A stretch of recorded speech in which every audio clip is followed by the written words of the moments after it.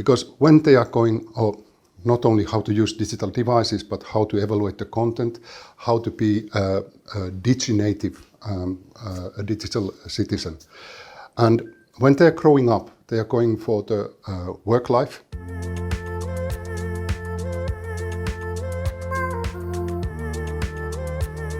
Faktabaari is a Finnish fact-checking organization. It was founded in 2014. Very early, we found out that fact-checking is not enough, that when we do fact-checks and publish them, a very limited public will read them. So we started to think, how can we build up the resilience of everyone who is going in the social media or online? So we went to the education, and then I stepped up. I was a headmaster of the school, and we were testing all kind of fact-checking methods on primary and secondary school pupils, and we noticed that they are working well.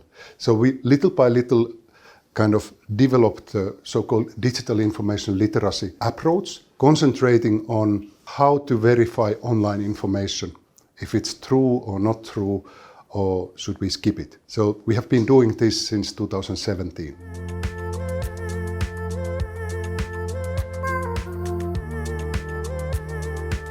Let's say that if we want to get the whole population of a certain age group, we have to go through schools. And a little NGO like Faktabaari, there is no possibility that we are visiting every school.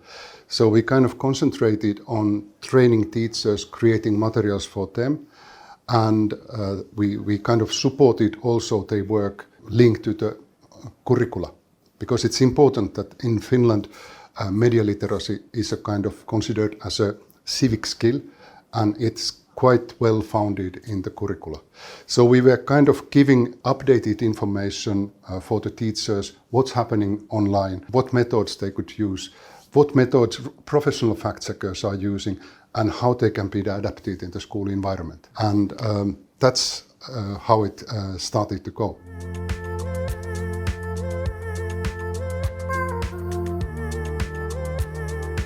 There has been a lot of research, for example, with the Stanford University, which have been kind of finding out that the digital native concept is a fake. Actually, it's really not true. So don't misunderstand me. Young people are absolutely wonderfully skillful of using several softwares and applications and devices. They can create quick videos, they can mix music, things and that. They can play computer games, and the use of devices is brilliant. But when we are asking them to analyze if a social media content is an advertisement, or is it a factual news, or is this a reliable source or not reliable source, if this is a fact or opinion, they are suddenly starting to be not so sure of themselves. So I think that this is something teachers should be aware, and parents too. Young people who look confident users of social media, in the end, they are not so confident when they are facing online disinformation. There is a lot of evidence that about 33% of the young people are not able to verify the information sufficiently well.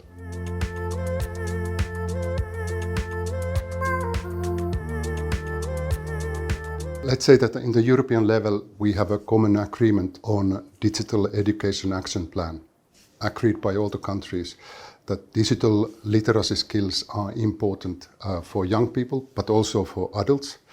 And it's kind of new civic skill. And it should be started, according to me, latest at the primary. In Finland, we started even earlier, but latest in the primary, because young people, whatever happens in school, when they go home in their free time, they are using their own mobile devices. They are using the iPad of their dad or the iPhone of their mommy. They are surfing information, and according to a lot of studies, I mean, several hours per day. Some young people are more in social media than they are in the school. So we should kind of educate them, starting from primary, how to be a critical, selective user of social media. And it starts by little things which are kind of integrated on everyday teaching. searching information in the first years of primary when children are not so able to read and write yet could be searching for images and searching for things they are liking. It's part of and teachers could help them. How could they find what they are looking for? Because it's a skill itself. And secondly, little by little, how to start to be critical on what information is maybe true, what is not true. And in Finland we use, for example, fairy tales, which have very often moral teaching. I mean, if you are reading, for example, the Red Hood girl who is bringing food for the grandmother who has a terribly big mouth and big ears and it's furry, and it's somebody else pretending to be the grandmother. It's a good metaphor for what happens in the internet, that there are a lot of predators, there is a lot of not so nice things happening in the social media where people are pretending to be somebody else and trying to get contact with young people. But let's say that it should start on the early age, but linked to the interest of the children and the capacity of the children to do things.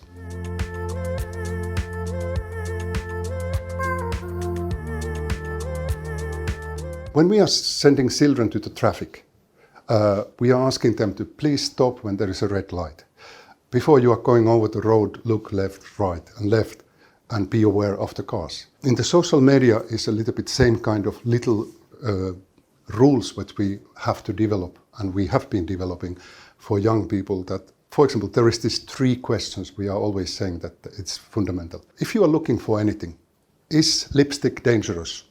And you get 1 million hits. Look, do you find that it's coming from reliable source? Can you find, is there a name? Is it made by a journalist? If not, skip it. Look at the evidence. If there is no evidence, no sources, skip it, because it's probably a clickbait thing.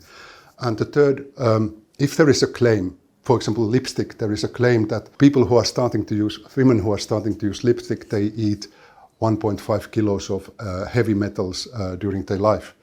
And if you don't find this information elsewhere, just skip it.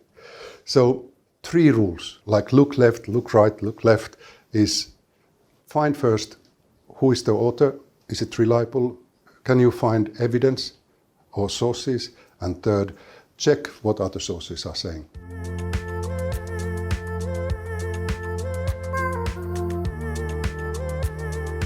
We are speaking about digital divide. There are families who have money to buy all the gadgets, all the apparatus which are published, the latest ones.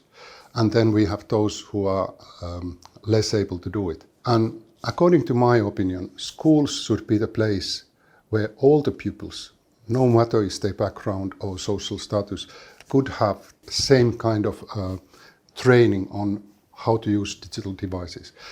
Because when they are going, not only how to use digital devices, but how to evaluate the content, how to be a digi-native, a digital citizen.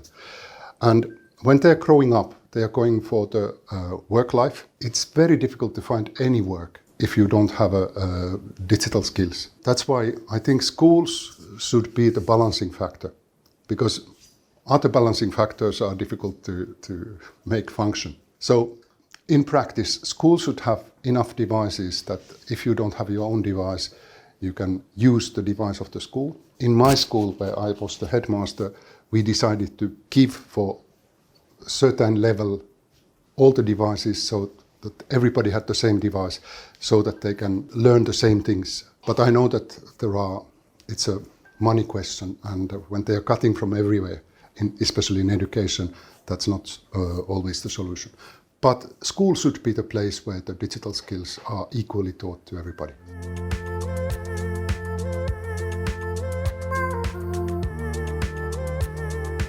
I think that the Spain and Catalonia are coming up quite well. I've been participating in some of the projects, especially on the Valencian side, and I have noticed that there is this kind of digitalization project, upskilling of the teachers taking place, and that's absolutely something fundamental. Teachers who feel unsure to speak about the social media in front of their pupils, it's easy to understand that they are probably not as aware of certain things than their students, and they are afraid that they are getting mocked. But in fact, upskilling of teachers would be the best thing.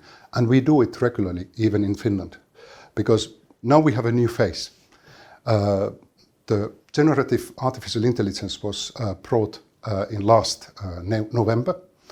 It's now confusion all over in the education world, what to do with the artificial intelligence. Should we use it in the education? Should we ban it? Should we forbid it?